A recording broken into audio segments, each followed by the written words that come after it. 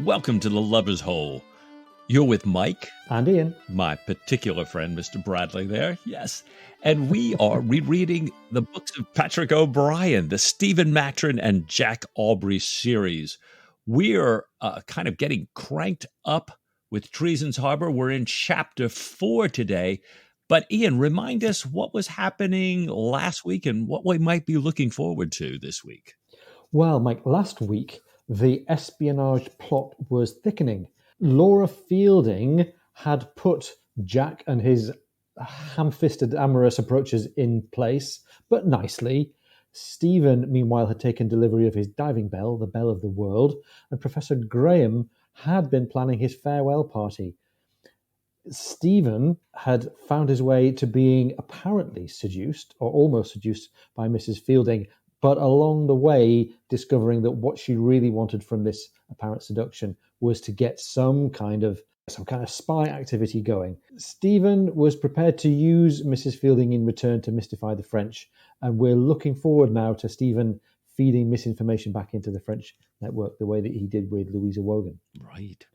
This week, Mike, we've got the Commander-in-Chief's meeting. We've been talking about it for 3 chapters now. It's going to happen. The meeting with Sir Francis Ives, the Commander-in-Chief. Jack's going to get a plum mission far to the east. He's going to have an unexpected guest to go with him. Stephen's going to take a fall.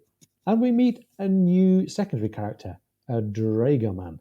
And along the way, there's going to be dinner and poetry and sea songs.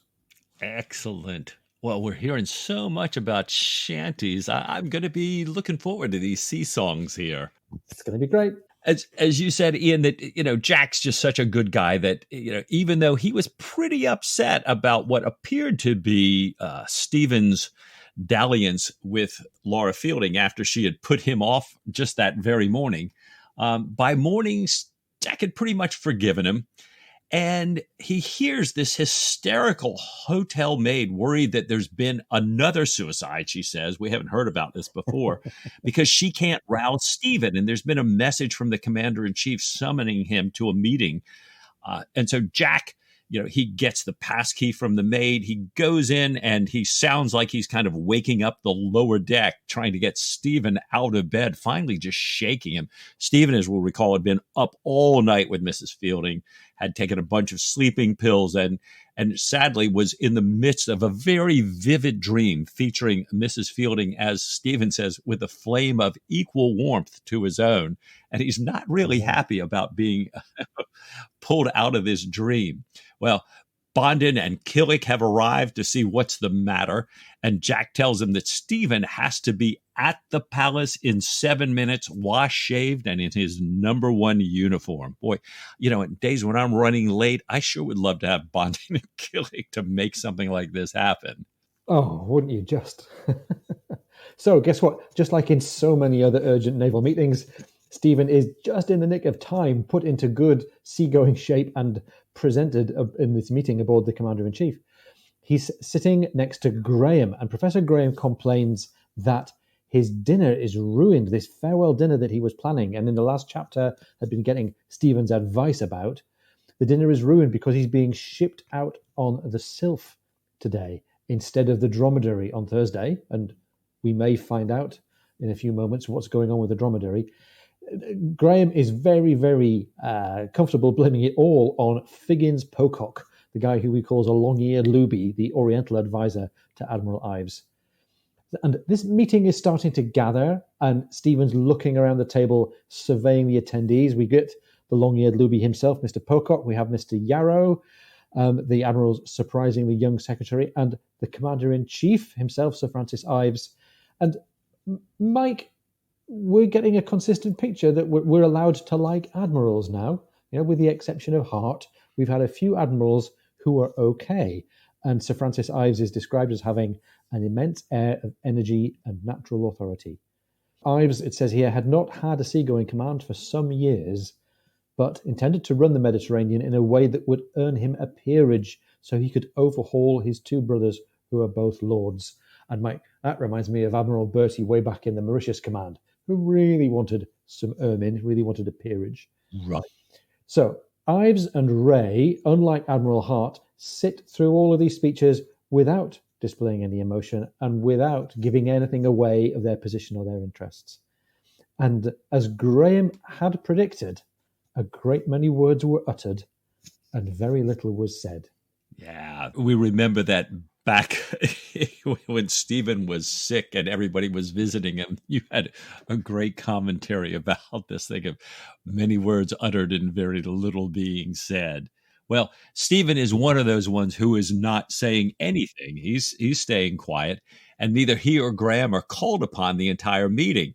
And Stephen's he's not surprised that he's not called upon in that meeting, but he's a little surprised that Ray, who had specifically invited him to discuss what Ray called the delicate matter, some intelligence matter, leaves the meeting with the admiral without speaking to Stephen. He nods at him, but doesn't say a word. And Stephen's a little sorry not to hear more about this French intelligence agent, Lesueur, but Stephen had already decided that he would keep his own counsel about Laura Fielding and not involve Ray until he learned more about Ray's mind and his discretion. And Stephen quite looked forward to mystifying the French without getting anyone else involved and interfering with what O'Brien calls his practiced hand in this infinitely delicate operation.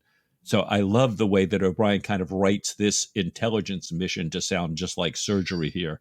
And doing so, it kind of extols Stephen's gifts in both areas. Yeah, and we're all sitting there breathing a sigh of relief that he's decided not to trust Ray yet, because we as the reader know what Stephen's not privy to, which is that Ray is absolutely in the pay of the French. Right. So we get another change of scene here. Jack is over at the dockyard, and he's very glad that the very routinely corrupt shipwrights in the dockyard, it says here that they see a world of difference between government money and private money, and that a captain's personal outlay called for real value in return. And Jack, being now somewhat in funds, is able to direct money their way to get their attention onto the Surprise, which he'd love to have back in seagoing shape, and away from the Worcester, which is just a worthless hulk, really. So they could and would do a lot of work on the Surprise, and they think that they can have her ready for sea in a week plus holidays. And we get this long list of all of the major and minor saints' days that have to be taken as holiday. Jack captures all of this for a report to the Admiral because he knows that this Admiral prizes brisk decisions. Sometimes, of course, Jack reflects, these brisk decisions, reports, or statements did not quite wear so well as the more deliberate, pondered versions. But as he said, if you stand considering which leg to put into your breeches first, you are likely to lose your tide, and in the meanwhile, your breeches bare. He maintained that speed was the essence of attack, and in his own actions, talking here about the Admiral, in his own actions, this had certainly proved true. Having taken care of a pecuniary corruption in the dockyard, Jack goes and takes care of physical and moral corruption of his crew. This crew, who he had tried to exercise back into some kind of shape a couple of chapters ago, rowing round to Gozo, he goes to inspect them. They're about to head off in boats for target practice for Commander Pullings' weekly prize, which is an iced cake. And he sees the crew is even worse than before, even further diminished, even more squalid. It says here, being ruined by their liberty, but it would have been inhuman to deny them all liberty, and worse than inhuman, contrary to custom. And Mike, yeah, you reminded me that this is like the line from Hermione Granger in Harry Potter that, they could have been killed or even worse, expelled. Being contrary to custom and contrary to honor is even worse than death. And we get this minor litany of all of the woes and the misdeeds of the crew. Some of them, like Davis, had been arrested for fighting ashore. 11 were in the hospital with fever, pox, broken arms, and fighting wounds. But none had deserted, despite many opportunities. So there's some loyalty there. Yeah. It's so bad, this whole moral sort of dissolution and dissipation of the crew. It's so bad that Jack wishes he had a parson aboard. It says, someone to reclaim them. The fear of hellfire might do better than the cat. Anything to stop this wasting away. And Mike, it must be really bad for Jack to be wishing for a parson. Yeah. He's certainly never been the guy that wanted to have a parson on board. That's for sure. Oh, we get a little bit of an insight as to possibly why he's not the guy that always wants to have a parson aboard when a midshipman arrives to summon Jack to the Admiral's flagship. Jack's glad he's already got on his best uniform. He wore that for his inspection. He asks Pullings to take his place, turns command over to Mowat, and heads straight for the Admiral's ship. But on the way out, he's wondering, wait a minute, the Admiral's having a meeting here on shore. How come I'm meeting him on his ship? Mm-hmm. And the midshipman that's been sent to fetch him tells him that the Admiral, who's a stickler for punctuality, thought that he, the Admiral, would be back on board long before Aubrey was found and had time to, quote, put his breeches on. So the midshipman said, and that he didn't even have to go to the lady's house since one of the bargemen had seen Jack head to the dockyard. So clearly Jack's reputation with Mrs. Fielding that's been, kind of bandied about town has preceded him even to the Admiral. Jack, however, waiting for the Admiral on the ship, is delighted to have to wait through 2 bells. And the Admiral coming on board surprisingly spots Jack and calls out, Aubrey, now that is what I call brisk. Good, very good. I'd not look for you this hour and more. Come along with me. Excellent. And Mike, there's a trend here. There's a trend which is that breeches have become a bit of a fixation for Patrick O'Brian. Back in The Surgeon's Mate and Fortune of War, he mentioned breeches about 10 or 11 times per book. In the Ionian Mission and Treason's Harbour, breeches are mentioned twice as often. And I think we all know why. It's a little reference to Jack's misconduct and his proclivities and all the rest of it. So there you go. If you're thinking that this is a breeches-heavy book, you're not wrong. We're getting a lot of mentions here. That's right. So we love that. We love breaches as kind of an element of strategic decision-making, breaches as infidelity, breaches as something that has your cold bum out there while you're waiting to get on with life.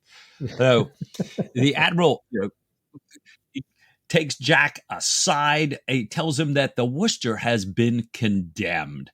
Now, normally, I guess everybody would be looking for a little disappointment, but Jack is thinking of the Surprise, which he's now getting along, and he remembers the, quote, firmly promised Blackwater, this heavy frigate that he's hoping to take to the North American station. So he simply bows saying, yes, sir. And I think the Admiral's kind of impressed with that.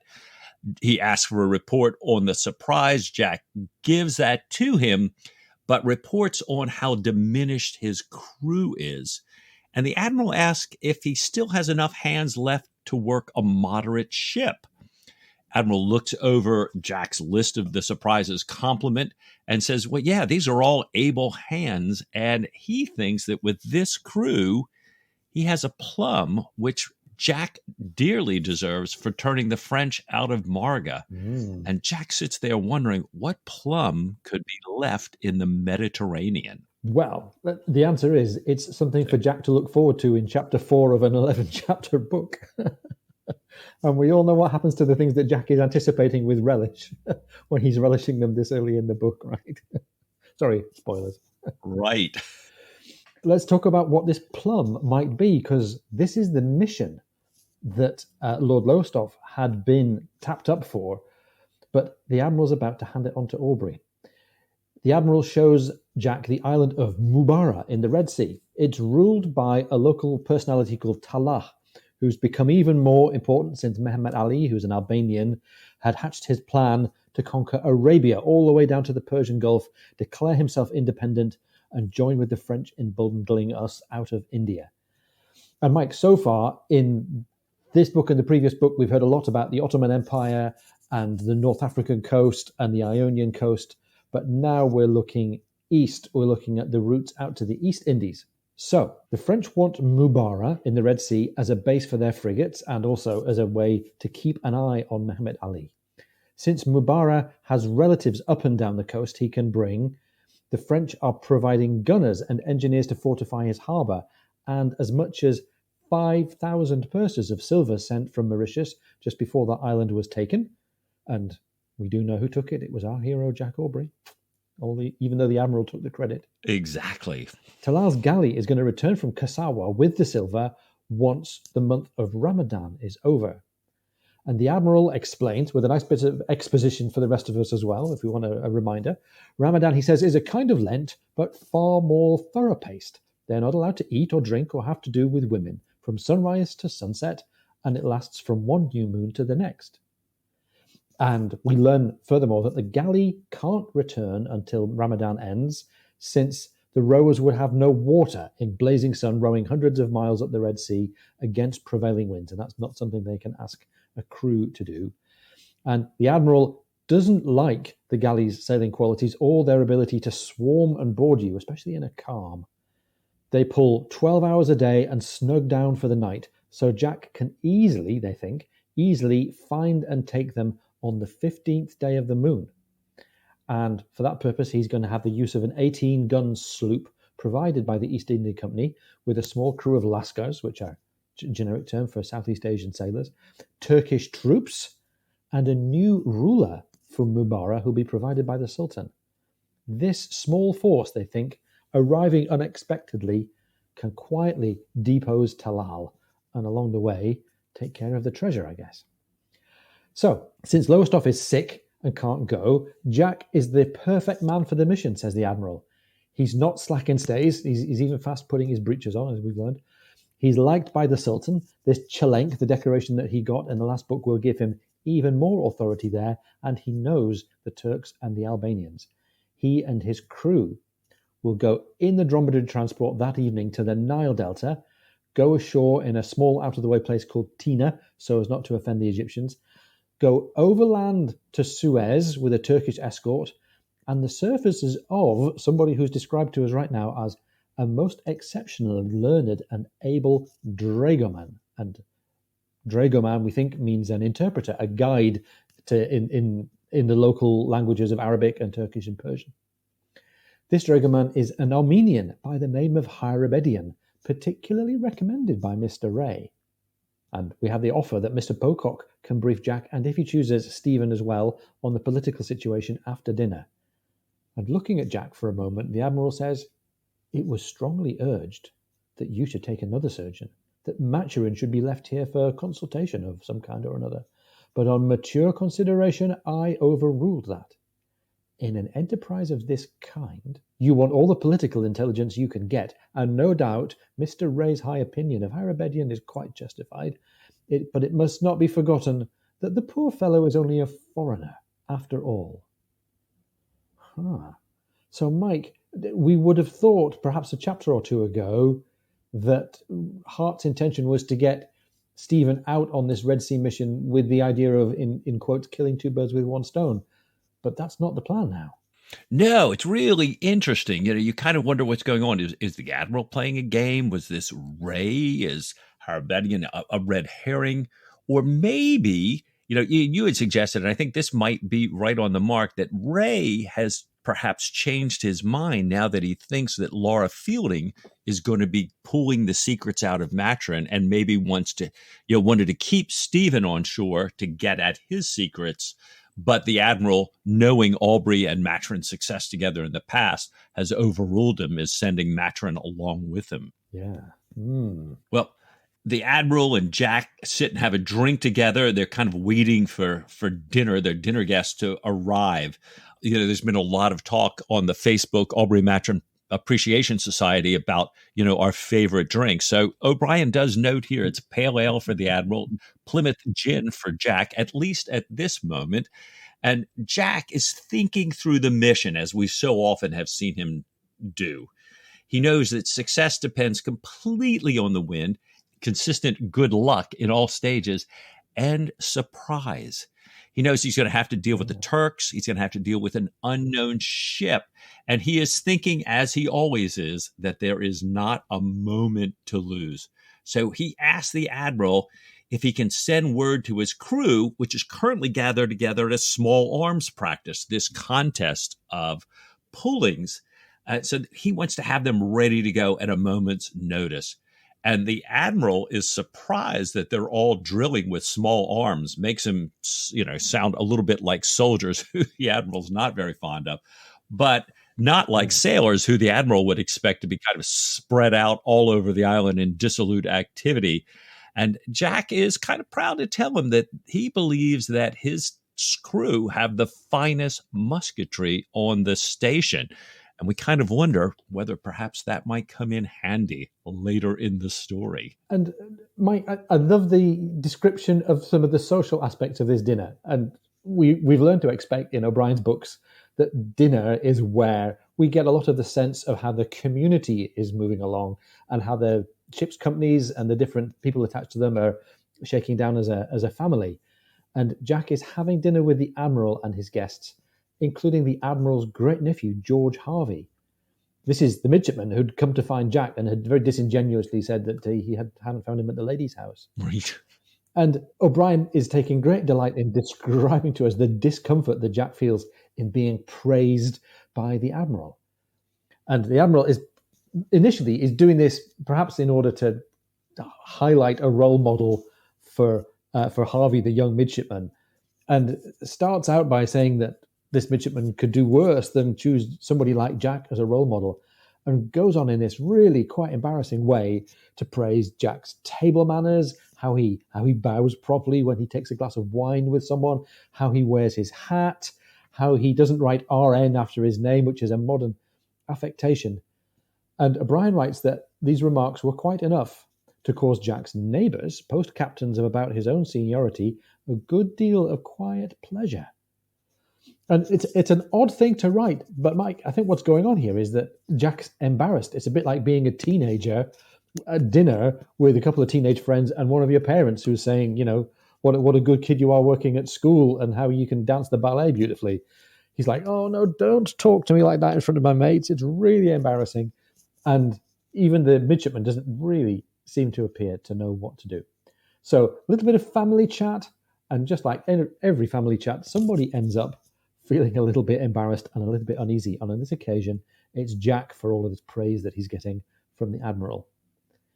Meanwhile, though, we get a conversation between Jack and Stephen and Mr. Pocock. Yeah, Jack's really happy to get out of this dinner, and he joined Stephen and Mr. Pocock already deep in the torturous politics at the eastern end of the Mediterranean. Yeah. Now, Pocock is assuring them both that their journey overland is going to be just fine. He says that Mehmet Ali is trying to win Osman Pasha's confidence, so he doesn't think he's going to interfere with them. And however, he warns them they have to stay out of Ibrahim's way. We don't know who that is, and avoid any roving Bedouins. You know, he tells them probably you're a big group of people. You're going to have a lot of arms flashing. You'll probably be okay. And he goes on to explain kind of the history of the territory and the fall of many of these bays, the rise of this Mehmet Ali, and unfortunately the English backing for Ali, who now seems to be turning on them. You know, the former backing. But the Admiral interrupts this long discourse by coming in with Aubrey's order. He's telling them that under Mowatt's direction, the Surprise's crew has the dromedary ready to leave much earlier than expected. So the Admiral suggests that if Jack has any quote-unquote tender farewells to make on shore, he better make them now. So another allusion to what the Admiral thinks is Jack's ongoing affair with Laura Fielding. Thank you, sir, said Jack, but I believe I shall leave my farewells for my return and pull across directly. There is not a moment to lose. Well, you know, the Admiral's even more glowing now about Jack. Quite right, Aubrey, quite right, said the Admiral. And what is more, speed is the essence of attack. Goodbye to you then, and I hope to see you again within a month or so, trailing clouds of glory and perhaps something more substantial too. Doctor, your humble servant. Great. It's almost like it's the end of an act in a play, isn't it? Okay, off we go. Right, let's go. You know, not a moment to lose. And we go straight to the characters speeding across the Grand Harbour in a boat.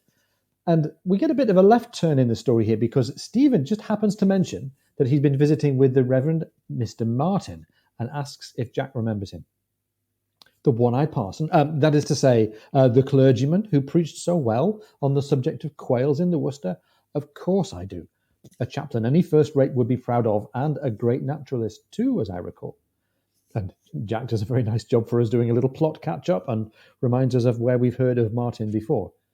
And we hear that Martin had tried diving with sponge fishers in the Greek island, but could only stay down 43 seconds. So he's got a lot of interest in trying out Stephen's bell. And Stevens invited him as a social call around to the dromedary to see the bell. And Jack was surprised to hear that this bell, about which they had clashed already, surprised to hear that it was coming along.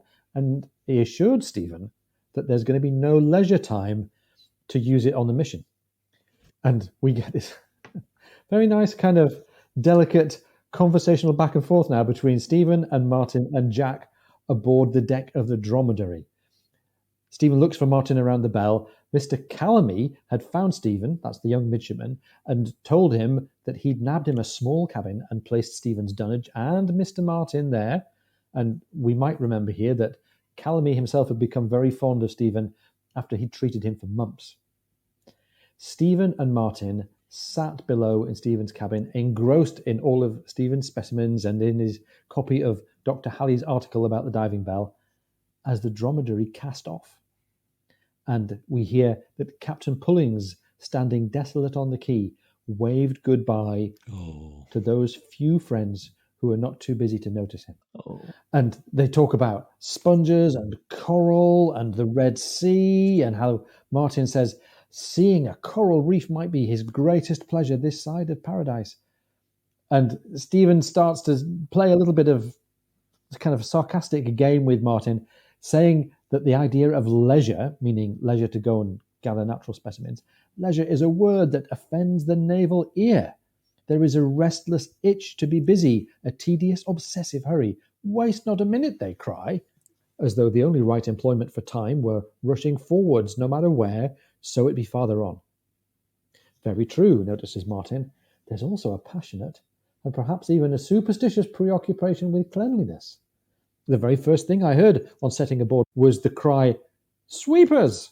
And I suppose I must have heard it 20 times a day, every day since then, although with the perpetual swabbing and scrubbing, there's really nothing for a single broom to do, let alone a dozen.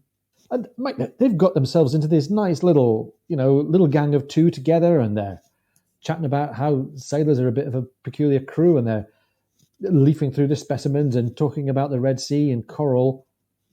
But I think time is passing by, isn't it? Yeah, it's great. I mean, we had this one little ominous moment there where Stephen realizes that even Martin knows they're going to the Red Sea, all this secret mission stuff. But we have another minor ominous moment because Martin realizes that the light's getting dim, and he knows that the dromedary is supposed to be sailing that evening. So he's thinking, I better head for shore here before you guys head out. And climbing up, Stephen realizes that the ship is leaning far more than it really should be doing in port. And then he hears this cry of "Cast loose your guns."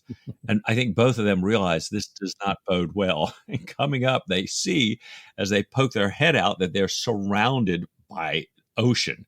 And Jack has the crew practicing the great guns in a dumb show. So they're not firing, but they're running them in and out. He's not at all pleased with the results of that exercise, but he is pleased to see Mr. Martin, who acknowledges that he has clearly not left the ship in time. And Jack invites him to dinner and invites them, if he'd like, to accompany them on their cruise, saying that they're headed for the Pelusian mouth of the Nile. So, Stephen, who was kind of neither confirming or denying the Red Sea, Jack just says, yep, that's where we're off to. That's where we're going. And at dinner, Martin accepts this offer, explaining that his captain had given him a month off and the option to extend the holiday for several months if he'd like to. And I think Jack is smiling inwardly, knowing that the captain of this ship that Martin's on had only accepted a parson kind of under duress from the former commander-in-chief. And that captain kind of likes to bring along female companion usually, but feels that he could not, as O'Brien writes, ship a miss and a parson at the same time. So he's sure that captain will be relieved to have Martin off his hands for a little while. Martin offers to pay for his own victuals. He will act as Dr. Matron's assistant. And Jack tries to warn him, though, that this is going to be a tough mission. They're going to be marching, as Jack says, across a desert filled with serpents of various malignity, as the doctor puts it. And Stephen is kind of hears this and wants to sort of right himself. And he very sleepily says, I was only quoting Goldsmith. But O'Brien tells us that his lack of sleep from the prior night and then, being roused so unceremoniously that morning, is really kind of overpowering him. And he starts murmuring, soper coma lethargy chorus. And he's kind of rattling off in his sleep now these stages of unconsciousness, this kind of deep, unnatural state of complete unconsciousness, which sometimes leads to death. Thank you, by the way, for the Gunroom's lexicon helping us make out what that was. But I'm thinking to myself, this can't be a great thing. This is not a good omen, I don't think. No, it's not. And Stephen's carrying a couple of different burdens, I think, from his encounter with Mrs. Fielding and him setting himself up to apparently seduce her, but then give and receive false information. And this is the first of the burdens. He's exhausted from having spent long nights transcribing documents and pretending to make love to her. We might hear more about where those burdens take him later on in the chapter. But meanwhile, Stephen and Martin, having already expressed their sort of gleeful disdain for certain things to do with the Navy, discover that Jack can do the same back at them. Jack carries on telling Martin about this mission, which is going to be hot and dangerous. And as he sees this glow of delight over Martin's face, he adds, I must tell you that the service is not designed for those that wish to gather beetles and henbane on some far coral strand, and that grow snappish and petulant when desired to mind their duty. Talking louder, it says, and looking at Stephen for a response. I'm like, this is exactly how Jack had roasted Babington in the company of Mowat for Babington's choice of company with a woman from Lesbos. So this is Jack's standard bit of repartee, I think, to throw shade at one person in conversation with a second person. Otherwise, he says, he'd be happy to have Dr. Martin, who might help with a chorus with some of his former Worcester pupils from the oratorio, which they did in the previous book. Martin's very happy with those terms. He agrees to the terms, and Jack says he was wishing for a parson earlier that day. And he refrains from asking for a thundering hellfire sermon to terrify the crew into good behaviour, suggesting that it would be good to rig church and hear some suitable words against vice and dissipation. So, Mike, if we're going to think about vice and dissipation, I think it's time for a bit of a break. What do you say? Well, we're recording this at the beginning of Lent. It's not Ramadan, but certainly, one of our practices could be meditating on vice and dissipation during the break.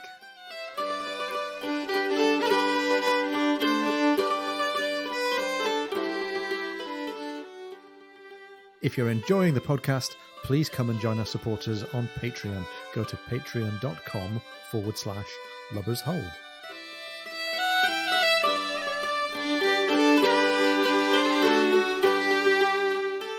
Well, welcome back.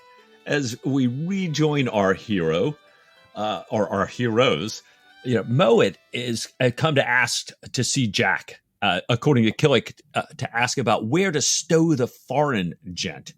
And Jack invites Mowat to come in and have a glass of port with them. And Jack kind of is considering Mowat's question, and he says, were drogomans or drogomen mess in general? I do not know. But the commander-in-chief spoke of this one as uncommon clever, particularly recommended by Mr. Secretary Ray. So I think he must eat in the gunroom. And Jack is hoping that given their good luck with perhaps what he calls Nelson's wind, the one that assisted Nelson and Jack as part of that convoy when they chased the French in 98, it should hopefully be only for a week. And then Jack starts to tell the tale of this search and battle as they were looking for the French. And he's going on and on. The ship heaves, and Stephen, who we heard earlier was kind of, really so emotionally drained and tired. Stephen pitches forward from his chair, O'Brien writes, striking his forehead on the edge of the table, splitting the skin a hand's breadth across, a reasonably close imitation of Nelson's wound at the Nile, and almost as bloody. Wow. So this is grim. Poor old Stephen. He's exhausted and he's fallen over and he's split his head open. It's pretty clear that he's going to get his scalp stitched up, but how's he going to be about it and who's going to do the stitching? Because Stephen's got some form with self-surgery. So let's take a look at it. First of all, we get classic Stephen. He's his typical bad patient self. One would think, he says, one would think you'd never seen blood before, which is absurd in a band of hired assassins. He says to Killick, "Mome, capon, malt horse, lobcock, hold the basin straight." And these are all variations, Mike, on words for a blockhead or a stupid or slow blundering person. He asks Mowat to fetch the curved needle and gut from his medicine chest, and he asks Martin to sew him up. And Jack's pretty worried about this, and he's feeling pretty skittish. Martin remarks, as a practiced taxidermist, that the birds he stuffs and sews have much thinner skin, but he's proud of the seam that he sews in Maturin's face. Mowat tries to help Stephen out, but he's having none of it. He says, "I'm neither drunk nor decrepit," and says good night. And Mike, we get the second of Stephen's burdens here. He wakes in the morning just as someone outside his bed screams something about a cuckold's neck. And that starts him thinking about cuckolds, about people who are the victims, if you like, of adultery. And the letter that he had received that said Diana, his wife, was deceiving him with a gentleman from the Swedish embassy, and why he didn't believe that, because Diana might well do anything that she wanted to do, but he didn't think that she would have written him such an affectionate note at a time when she was busy adorning his forehead with horns, and would probably not disgrace him without any provocation. And she's got no cause to feel provoked by Stephen's conduct, at least not so far. He thought about Sophie, her cousin, Jack's wife, who is so different from Diana. And while she, Diana, didn't so much care what people thought, it says in the text that she cared no more from Mrs. Grundy, who is a personification of the tyranny of conventional propriety. No one but a maniac would have a right to tell Jack that he was a cuckold, although on a basis of reciprocity, he deserves a whole hatful of antlers. And he was pondering why, when Jack stuck his head in. "I was just thinking of you," he says to Jack. "Pray, what is a cuckold's neck by sea?" And Jack describes the knot, which is a simple loop of rope, and asks how Stephen was doing, suggesting some weak tea and a lightly boiled egg. And Stephen roared back that he'd like a large pot of strong coffee and kippered herrings. And Jack asked why the devil was he asking about cuckolds. Mike, I think this effort to turn, or rather to double, Mrs. Fielding as an agent has really got to Stephen. He's tired and he's reflecting on faith and adultery. And Stephen said he'd been asking Jack as a naval authority, and he added, "If any man so far forgot himself as to make a licentious suggestion to Sophie, she would not understand him for a week, and then she would instantly lay him dead with your double-barreled fowling piece." Right. I think you're right, Ian, that this whole thing of Stephen's reflections and, what should he be doing with Laura Fielding? What might Diana be doing at home? Comparing that to what Jack is doing, could be doing, wants to do, what he thinks Sophie would be doing. This thing clearly eating at Stephen a little bit here. Now, Jack, of course, not as quite a deep a thinker as Stephen, moves quickly on, loves this idea of Sophie, shooting anybody that would mess with her, and goes on to tell Stephen that, in addition to being a naval authority, he might well consider him a naval diplomat as well. And he tells Stephen how the night before he had politely convinced the captain, Mr. Allen, of this merchant vessel to accept a larger crew made up of some of the surprises and thereby to increase sail. Jack had told him that he would indemnify the owners of the vessel if anything carried away. So he's quite pleased that they're now making, much better speed. And on deck, Jack assembles the crew, and he's now conducting an on-end clothes inspection. He's having everybody stand out, dump their the contents of their sea bags out to sort of take inventory. And, we'd kind of had a hint of this back on shore in the inspection that, all these people had been selling their clothes in order to fund their dissolute living on shore. Now, gratefully, everybody's taken good care of their small arms, but most of them are missing, the overwhelming majority of their clothes. And he points out that the men who fall short of maintaining what's required by, as O'Brien says, their own vicious waste and negligence or vile debauchery deserve to be on the defaulters list and whipped. But he settles for cutting Calamy's grog, probably not a big loss to Calamy, when a man in his division has only one shoe left. So Jack, always a little kind in his heart. And then Jack then provides slops for the entire crew here. The crew, I think, glad to have them, spends the entire afternoon saying, we can't just wear regulation slops. So they're recutting them, they're resewing them. And I think Jack's glad to see that the men are now returning to naval order. He's got the ship moving faster.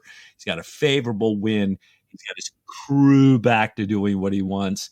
And the next day, the crew, knowing that they're going to rig church on Sunday, is thinking to themselves, they don't want to be shown up by the dromedaries coming well-dressed to church. And so they're working even harder, sewing ribbons into their seams. And they also are feeling a little sorry for Stephen because they assume, just like they would be, that he must have cut his head open by falling down dead drunk. So to make him feel a little bit better, they spend some time polishing his diving bell. Which is a very nice way for the crew to pay a compliment to Stephen, isn't it? Now, we know that it wouldn't be a Patrick O'Brien cruise without a dinner among the ship's company. So Stephen comes into this dinner late after he's been tending to the sick bay. He joins the dromedary's master and his mate, the surpriser's officers, and some other members of the ship's company, including Mr. Martin and including the dragoman, Mr. Harabedian, who is berthing in the gun room, as we've now decided. Martin and Harabedian are talking away because they're not bound by naval convention, and therefore, even when they're sober, they're quite happy to chat away to each other. The rest of the naval crew are weighed down by the fact that there was an argument earlier on between Mowat and Rowan, who are our two competitive poets, who've already had a couple of poem-offs, if that's the right phrase. They'd been arguing about the definition of dromedary, and Rowan called upon Stephen as a natural philosopher to settle the argument, saying that the dromedary is a hairy animal with two bunches that move slow, hence is called the ship of the desert. And Mowat had jumped in by asserting that the dromedary has only one bunch and moves fast.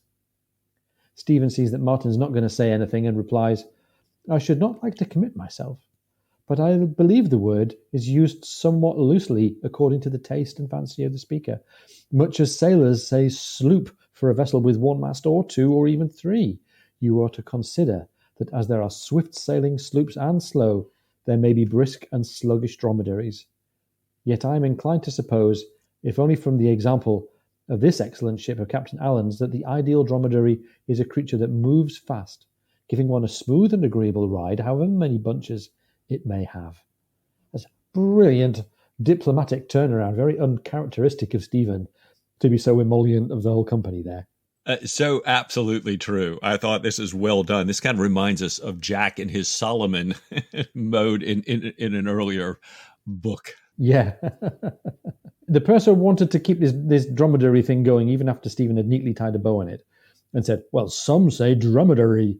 And Jack cut the topic off short because I think Jack sees Stephen's skillful diplomacy for what it is.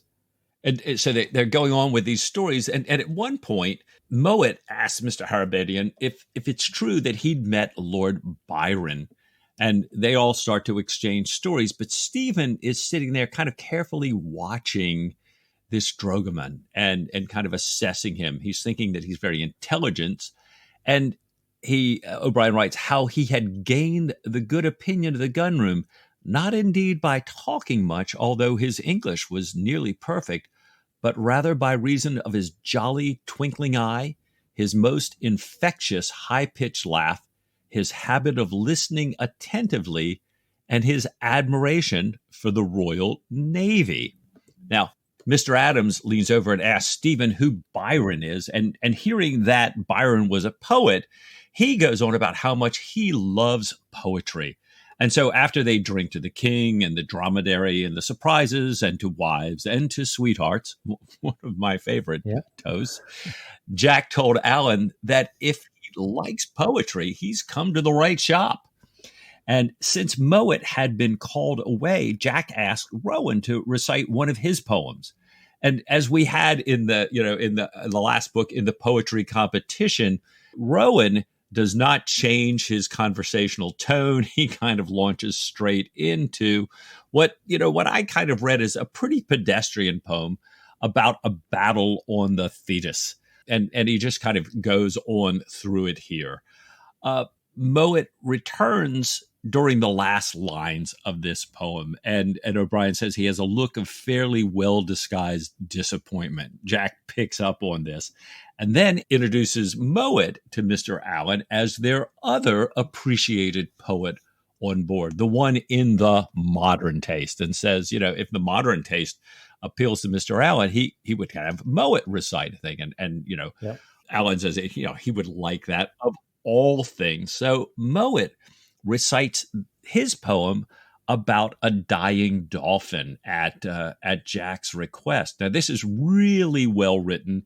It's nicely recited, but it's sadly kind of about this ship's crew that, kind of slows down a little bit. A group of dolphins come behind the ship, and the crew start to kill them. Yeah. And as he's reciting this, Stephen's mind wanders back to Laura Fielding and what Stephen calls his perhaps untimely, unnecessary, foolish, unprofitable, sanctimonious chastity. Wow. So Stephen, who's had this kind of chilling connection in this poem, he's had this amorous dream about Laura Fielding. Yeah. He's been thinking about cuckolds and this letter about Diana. I think, maybe he's kind of wondering if his kind of manipulating this situation may result in Laura Fielding's death when he could have gone along without taking her into confidence and done it another way, kind of like he had done earlier with Louisa Wogan. I don't know. This is, it's kind of a bit of an ominous moment here. It is. And I think, again, we're getting the signal that Stephen's not okay, or at least part of his conscience is not okay with where he's put himself in this potential relationship with Laura Fielding. And I don't think it's going to let him be. And I'm sure that heading into the desert with the crew of the Dromedary and the Surprise is necessarily going to be the salve for his conscience that he might hope for. No. He's brought back from his reverie by the noise of the applause as Mowat finishes. Above the general noise, it says, rose Mr. Allen's strong, sea-going voice, now free from the genteel restraint of some decanters back. He said that although the Dromedary could not return the compliment in kind, meaning poetry, having no gentleman of equal talent aboard, she could at least reply with a song, good will supplying what it might lack in harmony. He said to his mate, ladies of Spain, William, beat 3 times on the table, and together they sang. And Mike, this is taking us dangerously close to the territory of shanty singing. Let's have a little bit of Ladies of Spain. To you Spanish ladies, farewell and adieu. To ladies of Spain, for we've received orders. So, they've sung the chorus and the first verse. The captain and his mate sing the next verse, and then, far below in the midshipman's berth, the excluded youngsters began the next verse, and their pure voices sang. And to close the chapter, Stephen's most valuable recollection of this was Hyrobediad's delighted face, his twinkling eyes, and his countertenor soaring above the thunder, declaring that he too, like a true British sailor, should roam over all the salt seas. And Mike, this is interesting. We've got the idea of singing a song being different if you're an insider than an outsider. And we've got this juxtaposition with being an adult versus being a child. And with Hyrobediad, is he a bit childlike? Is he an outsider? What role is he going to play? And this is reminding me, Mike, in the Master and Commander movie, of the moment where Mr. Hollom sings in a beautiful countertenor the opening verse to Ladies of Spain, and it clearly marks him out as an outsider. We'd like to dig in more deeply into this idea of social singing aboard ships and sea shanties, because sea shanties have become a big thing online lately. And we're going to take a moment to listen in to an interview that we had with a new friend of the podcast, John Bromley from the shanty band Kimber's Men. We're really happy to welcome to the show John Bromley. John sings bass with Kimber's Men. Kimber's Men are a long-established shanty band based in Yorkshire in the UK. Welcome, John. It's great to have you with us. Thank you. Yeah, it's good to be here. John, tell us a little bit about Kimber's Men and how they got started. How does a shanty band come in? Well, I've been singing folk songs since I was about 15. And in 2001, a guy that I vaguely knew called Joe Stead decided he wanted to make an album called Valparaiso Around the Horn. Which was a story of a voyage in the 1860s from Liverpool in England to Valparaiso in Chile, and going around Cape Horn, and all the different songs that they would have sung going on that journey. Because you have one outward bound shanties and inward bound shanties, and he just wanted to do the outward bound shanties and explain what each shanty was for. Plus, he did some sea songs and some narrative with it. So, and he needed some people to sing on his chorus of his shanties. And he knew that he vaguely knew me and knew that I sang. So I went and did this, and then a few weeks later he rang me up and he said, "How do you fancy forming a shanty band?" And I said, "Oh yeah, that sounds interesting, because I've always sung shanties as part of my repertoire, but not exclusively." And so he said, "There's myself and Neil Kimber, one of the other members, and Roger Hepworth." So that's how we started. We had some rehearsals, and every time we rehearsed, we all brought £5 with us and put that into a kitty. And eventually, we had enough money to start recording an album. We recorded every week without fail, and did a few performances in amongst, with the idea that we could make an album and record it and sell it when we did get any gigs. So that's how we started, really. Roger Hepworth died about 4 years into the band's formation, so we went out as a threesome for a while, and then we got another 2 people in the band, one of which was a bagpipe player, and then he left, and then Joe died, and we're left with 4 of us anyway. There's 4 of us now in the band. And we've got a range of instruments like guitar, harmonium, but one of those Indian harmoniums where you operate the bellows with one hand and the keyboard with the other hand. And I play whistle and bodhrán and various other things. But most of our stuff is a cappella. And so you sing bass, and I think of like bass parts in kind of choral music being just singing the kind of the low end of the harmony. Yeah. Is that how it works in a shanty band? What kind of role does the bass have? Well, I sing bass, but I also sing lead as well in some songs. Right. And then somebody else will take over the bass line. But I've got a particularly low bass, so it's difficult for somebody to sing bass under my lead. You can't out bass a bass singer. Not really. John, can I play in a clip of Kimber's Men singing "God Moves on the Water"? Even though it's not a shanty, I think there's a really, really great bass cutting through here at the bottom of this. Yeah. But when they struck that iceberg, well, I know their minds was changed. God moves on the water, their blood watching death. God moves on the water, everybody's gonna run and pray. So, John, as somebody interested in this, how far down does your range go? What's the bottom end of your range? About bottom A is an audible bottom A, especially if I've been singing all weekend. It's bottom A. That's wow. That's pretty fruity. Excellent. Wow. Any special artificial measures that help you get the bottom end? Just probably drink too much Guinness. Nice. Well, you astonish me. So we like to advertise on it. So.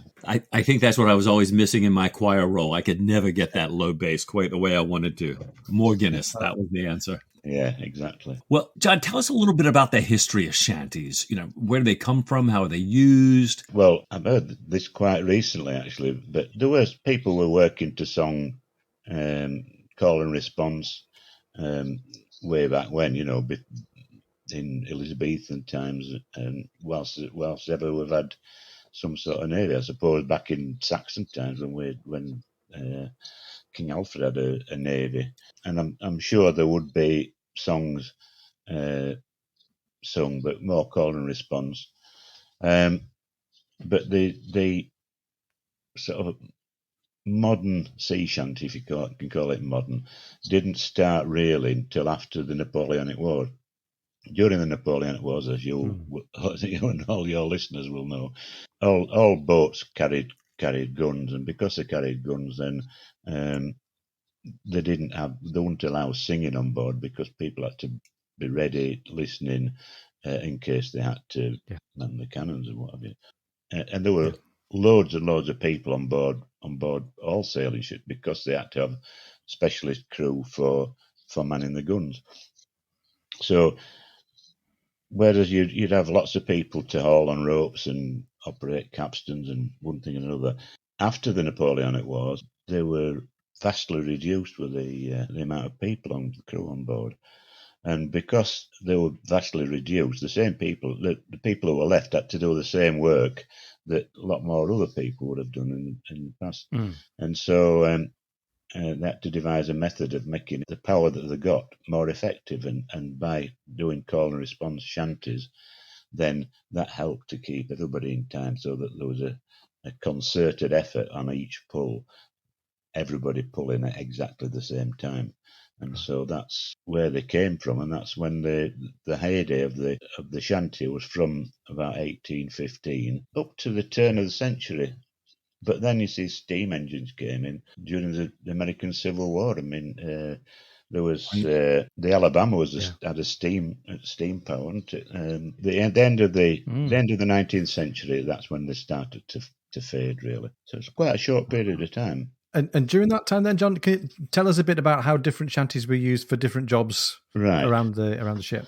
Well, on board ship, the first job is to set sail, so you've got control of the ship. So you might have a halyard shanty to pull the smaller sails, and halyards it's a haul yard. So the yard is the stick that goes across the mast. The lower sails have got the sail drops down from the yard, whereas on the halyards, the yard is pulled up the mast and the sail drops below it then. And this is because ships need it to be stable in stormy weather. And so the higher up the yards are, the less stable the vessel is. The halyards need to move up and down so that it can, in bad weather, you can lower the centre of gravity of the mast. So halyard shanties were designed for that. And then when you set off, you've got to remove the anchor from the seabed. So you start off with a quick shanty because there's a lot of slack. So you could walk around the capstan quite quickly. And there's a song called Valparaiso Round the Horn, Paddy lay back, and that's taking your slack. So it goes, 'twas a cold and dreary morning in December, and all of my money it was spent. Where it went to, Lord, I can't remember, so down to the shipping office I went. And Paddy lay back, take in your slack, take in the slack, take a turn around the capstan heave a pawl. Bout ship station, boys, be handy, we're bound for Valparaiso round the Horn. So that's a quick one. Nice. And then as you get closer to the anchor and it starts becoming harder work, so you want a slower shanty then. And so you'd have something like, a ship went a sailing out over the bar, way down Rio. She pointed her nose to the southern star, and we're bound for the Rio Grande. And away, boys, away, way down Rio. Sing fare thee well, me Liverpool gal, for we're bound for the Rio Grande. So that's the slower one. And then as you get it's coming over the top of the anchor, you want a real slow one, so you'd have something like Shenandoah. So, oh, Shenandoah, I'm bound to leave ya away, your rolling river. But in my dreams, I'm bound to hear ya away. I'm bound to go across the wide Missouri. So that's the slow one. And then hopefully the anchor releases from the seabed and you haul it up and away you go. Great stuff. So those are captain shanties. Oh, it's fantastic. Shenandoah is one of my favourites. But Shenandoah, I think of as an American song. Would people from navies all around the world have known each other's shanties? Was there sort of cross-fertilisation? Yeah, because people travelled all around the world like they do now on trading vessels. You have crew from all over the world. Lots of African American people from Polynesia, people from Ireland, people from Wales, Scotland, England. A lot of people from Liverpool, that's a massive trading port. Bristol, another big trading port. But then they go off all around the world. So the type of songs would be influenced from hearing bits and bats from everybody and all over the place and utilised as shanties, If you get a particularly bad ship that leaks a lot, then one of the jobs you'd have to do would be pumping, and that was not done by not before steam. It was just a back-breaking job, and there were two types of pumps. One would be like a seesaw, and one would have a rope round it and handles. You'd have a person on each side of this wheel with the big handles on, and then you'd have another group of people pulling. But you could go on for a full watch, could pump in some ships. And apparently, sailors used to smell the ship out. If it smelt sweet, then they didn't bother going on it if they could help it. Obviously, if you're being shanghaied, you wouldn't have much choice. But if you did have a choice, you'd smell it out. If it smelt horrible and musty and dank, then you'd know that it was quite a dry ship because they wanted a change of water going through it all the time. And so you go on to the smellier of the two because you know there'd be less pumping. Nice. Oh, so a smelly ship means less pumping. Yeah, just say you get used to the smell. It's better than the back-breaking work of pumping all the time. That's for sure. Yeah, right. Oh, John, we're hearing everybody now. TikTok all over. We're hearing Wellerman. What kind of connection does a band have to that song? We started singing Wellerman in about 2014, I think. We'd been to a festival in Swanage in Dorset, and whenever we went to this festival, somebody who stuck in our minds usually a really good singer, and there were lots of late night sessions in a great pub there. The landlady used to have a chef coming on at 12 o'clock at night to do chips, hot sandwiches and things for the boozy folkies, basically. Quite late at night. But we had some fantastic sessions there, and this particular year there was a guy from New Zealand there singing Wellerman, and Gaz out of the band said, "Oh God, that's a great song. I'm going to have to see if I can find that out, So he sort of researched it and found it, and we recorded it. There was a ship that put to sea, and the name of the ship was the Billy of Tea. A wind blew up, about up, down, or below, my bully boys blow. Send may the Wellerman come to bring us sugar and tea and rum. One day when the tonguing is done, we'll take our leave and go. She had not. Our latest album, it might be our last one, our latest album, we recorded it for that, but we'd actually recorded it about 3 years before the album was released, because during the time we were recording the album, Joe Stead died, and we'd already started recording it with him, and so we had a big gap in between. Otherwise, it would have been out in about 4 years ago, I think, 3 or 4 years ago. All hands to the side, harpoon and photo when she dived down below. Soon may the Wellerman come to bring us sugar and tea and rum. One day when the tonguing is done, we'll take our leave and go. No line was cut, We've actually sung it with a brass band Yeah. at a folk festival, so we've been doing it quite a long time. It's great. This song has made its way via a festival from a song about a New Zealand whaling company around the world to the ears of a shanty band who ended up playing it with a brass band in the north of England. I think that's a great story. And now it's been sung by a Scottish postman who's got a recording contract. Right. and a million teenagers on TikTok duetting with each other as well. Yeah. Actually, can I just pick up on something that seems to be part of the TikTok craze is people duetting and harmonizing with each other. And if everybody seems to sort of hear a set of harmonies. Let's take Wellerman as an example. People seem to sort of have an idea of what they think the harmonies could or should be. Did the original writers of the songs ever write the harmonies down, or is it down to the individual shanty band to find the harmonies that will work for them? No, I mean, there are theories that shanties weren't sung with harmonies, but when you've got a voice like mine, got no then choice. if somebody's singing a tune too high for me to sing, then I have to sing. I have to sing it an octave lower, or sing a harmony, and I tend to sing a harmony. So I think that's. I'm sure people would have sung harmonies back when shanties were first sung.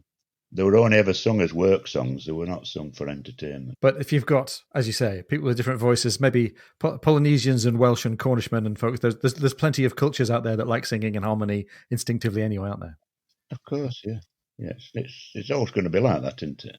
So there's a moment in the movie Master and Commander, which our listeners love so much, where one of the characters starts singing the opening verse of Spanish Ladies, but in a very gentle, lyrical way. Yeah. And that seems to show that he's really out of touch with the crew. Can you tell us, John, a little bit about, what kind of song is Spanish Ladies? To you Spanish ladies, farewell and adieu. To ladies of Spain, for we've received orders to sail for old England. We hope in a short time to see you again. When I was at school, junior school, we used to sing it. It's a robust song, I would say. It's not a gentle song. I mean, you'd be really sad that you were leaving it, but it wouldn't be a soft song. It'd be sung with gusto, I'm pretty sure. Oh, it's quite raucous, isn't it? But still not a shanty, or is it a shanty? It's not really. I wouldn't say it was a shanty, no. No, it could be used as one, though. You could use it as a halyard shanty or a pumping shanty. There is some rhythm to it, isn't it? John, I think in an earlier conversation you'd mentioned the word forbiter, but I'm probably saying that wrong. Forbiter is a song that was sung at leisure when the sailors had some downtime. They would sit at the front of the ship on the forbits, which is what the ropes were wrapped around, and they're like bollards. And they'd be sat on there, and they'd be singing.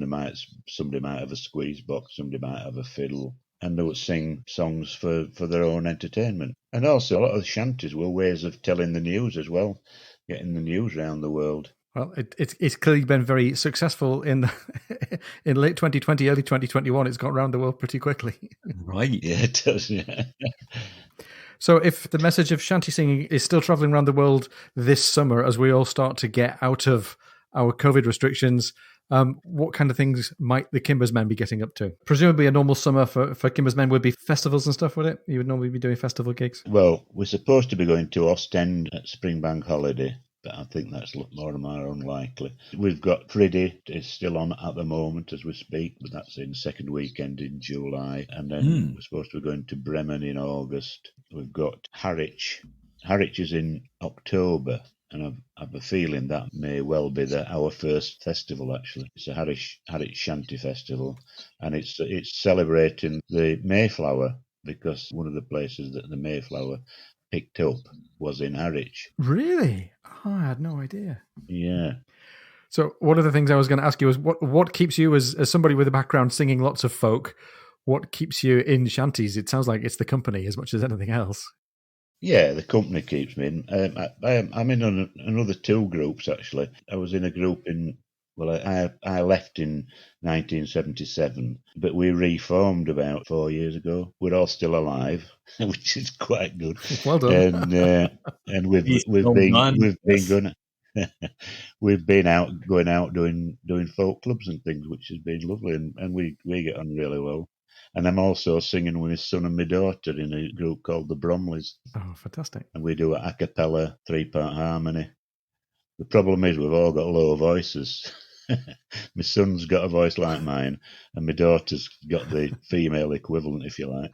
But all sort of we're all a bit loud. If people want to either listen to you online or download a CD, where should they go? Well, look at Kimber's Men on Bandcamp, or if you go to our webpage, kimbersmen.com, and then there's a link to our albums. Well, John, in this whole canon of books that we read, music plays such an important part. And recently we were reading a scene where Captain Aubrey, our friend Jack, he's a captain. He's kind of alone now, and he's down in his cabin, but he's listening to the men playing and singing up on the deck one evening, and he starts to just dance a little bit himself in his cabin. And I think that's the joy that, as we're all alone in this pandemic, we get to hear Kimber's Men and dance alone in our cabins a little bit. So thanks so much for being on and sharing your history of shanties. You're welcome. Thank you. Thanks for having me. So really, really great to have that chat with John. You can find more about Kimber's Men online. We really recommend following up their music. They've been a shanty band for ages, and they've got a really, really great authentic sound. And John was a great guest. So now that we've covered off the singing angle, Mike, let's wrap things up with a little thought about Harabedian. He's a new character in this chapter, but we're already seeing some interesting things about his role aboard ship. Yeah, it really is fascinating. And we've got so many people here, we've got wheels within wheels again, going with all the intelligence and who's doing what, who's behind what, who's allied with whom.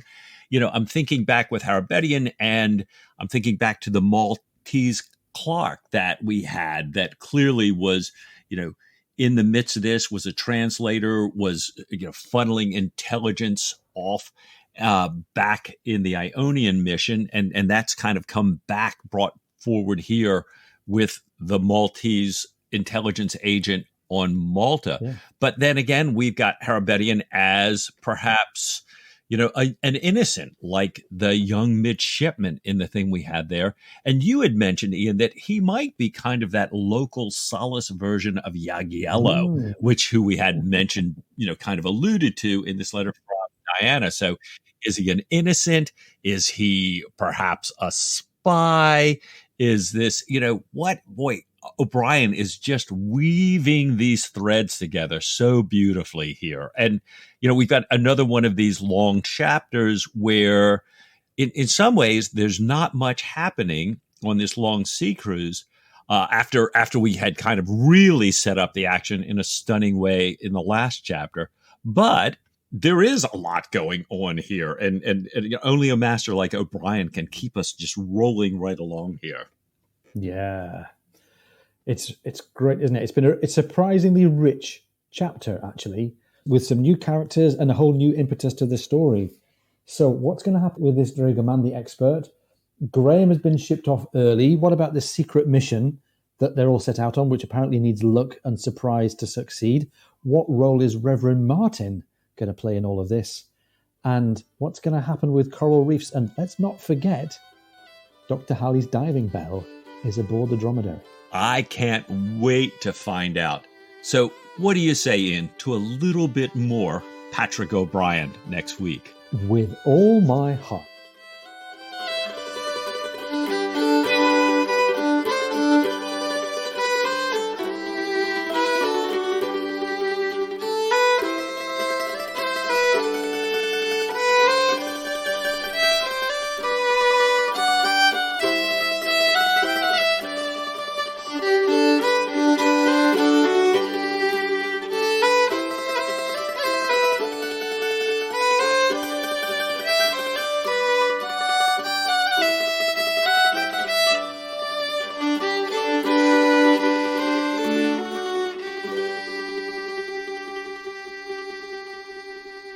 Excellent. Well, when I'm done with mortification of the flesh, I'll be right back.